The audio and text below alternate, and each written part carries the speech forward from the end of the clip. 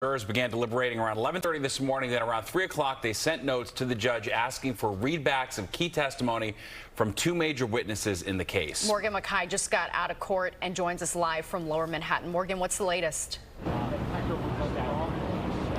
Steve and Natasha, jury deliberations began at 11:28 this morning in former President Donald Trump's criminal hush money trial. And the tension inside that courtroom is palpable. So we've already gotten two notes handed down by the jury this afternoon. And every time a note is handed down, a bell goes off in the courtroom, and then the judge reads off the note. So in this first note, the jury is asking for four separate things from the judge, prosecution, and the defense.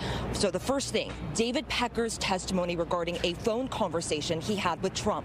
Pecker is a former publisher of the National Enquirer and played a role in squashing negative stories about Trump. Now, number two, the jury is asking for Pecker's testimony on his decision not to finalize and fund the assignment of Karen McDougal's life rights. Now, McDougal claims that she also had an affair with Trump and sold her story to Pecker in exchange for staying quiet. Pecker ultimately released her from this agreement. Now, number three, the jury also wants Pecker's testimony regarding the Trump Tower meeting. At one of these meetings, Pecker had agreed to be the eyes and ears of Trump during his campaign. And then number four, the jury also wanted to hear again Michael Cohen's testimony of that same meeting in Trump Tower. Now, about 30 minutes after this note was read, the jury again sent another note asking for the judge to also reread his jury instructions. Now, any legal expert will tell you not to try to read the tea leaves of these notes. It could be just one juror has a question about this testimony. Judge Juan Merchan told the jury this morning to put aside any personal biases or feelings that they might have about Trump and focus on finding the facts.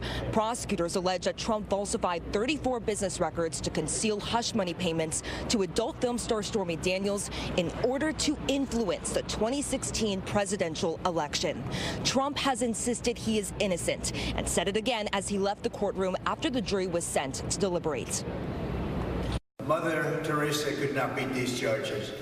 These charges are rigged. The whole thing is rigged. The whole country's a mess between the borders and fake elections, and you have a trial like this where the judge is so conflicted he can't breathe. He's got to do his job. Now, Trump is not allowed to leave the courthouse while the jury deliberates. He waits in a separate room with his team. Now, tomorrow morning, the judge is going to start fresh with the jury. They were already dismissed this afternoon. They're going to start by rereading those pieces of evidence that the jury requested.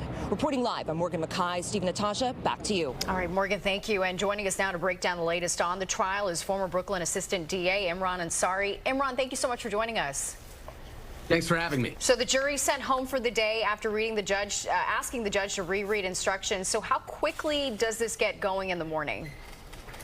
Yeah, I think Judge Merchan's going to jump right in it. You know, he's going to read back that testimony, or have the court reporter, I should say, read back the testimony of David Pecker, Michael Cohen, as specified by the jury. Of course, once the jury was let go for the day, the attorneys were hashing out the portions of testimony they think should be read back to the jury. So the court reporter is going to start with that. I think it's about 30 minutes worth of testimony expected to be read back to that jury. And then, of course, they've asked for his jury instructions. And I don't think we have quite the portions of the jury instructions they want to hear. They want to hear either part of it or all of it. But that could be a lengthy process, too. And the judge may want to get some more clarification as to what portions they want read back. Of course, he has to then make that decision, but he is going to give the jury what they want. You know, and it's interesting when it comes to answering jurors' questions, there's a real art to that on behalf of the judge, right? They have to be very careful not to answer in any way that sort of leads the jurors in one direction or another as to how the judge may personally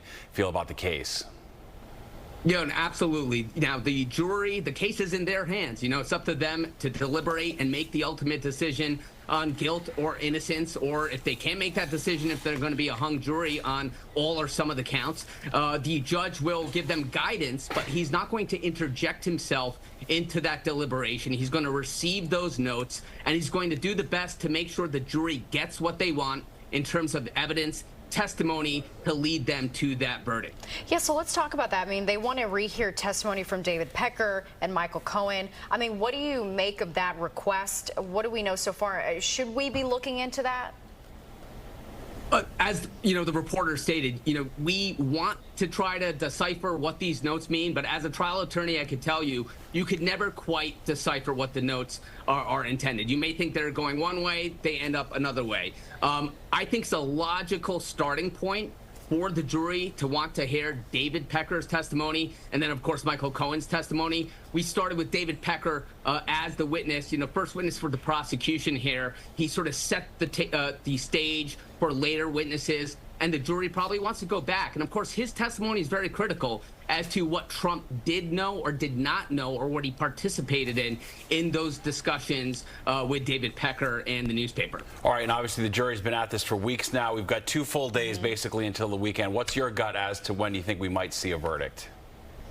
Typically, juries want to come back with a verdict before the weekend. We always see, or we typically see, I should say, a jury rendering a verdict before the weekend. So a Friday, you may get a verdict. But this is a unique case, to say the least. They may take their time, and I think they will take their time with the charges, the multi-count indictment, with the evidence, all that testimony. We may or may not see it before the weekend, but there is a chance that we spill over to next week. Gotcha. All right. Makes sense. Very well. We appreciate it. Former Brooklyn Assistant District Attorney Imran Ansari, thanks so much for joining us and sharing your perspective. And, of course, stay with Fox 5. As soon as we have the word the jury has reached a verdict, we'll bring you continuing coverage both on air and online at fox5ny.com.